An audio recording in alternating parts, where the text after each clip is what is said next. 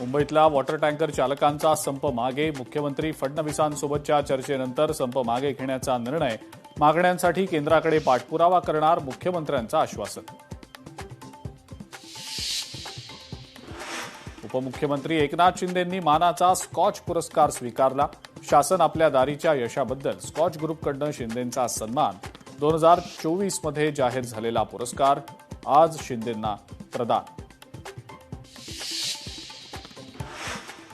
मुंबईतल्या गोरेगावमधल्या मृणालताई गोरे उड्डाणपुलावरनं महापौर रितू तावडे आक्रमक. उड्डाणपुलाची महापौरांनी केली पाहणी. रस्त्यावरील असमतोल भाग आणि डांबराचे ढीग पाहून महापौरांनी अधिकाऱ्यांना सुनावले खडे बोल. एसआयआर मोहिमेवरून आदित्य ठाकरे आक्रमक. आदित्य ठाकरेंकडून मुंबईतल्या शाखा भेटींना सुरुवात. एसआयआर मोहिमेबाबत बीएलओंसोबत साधणार संवाद.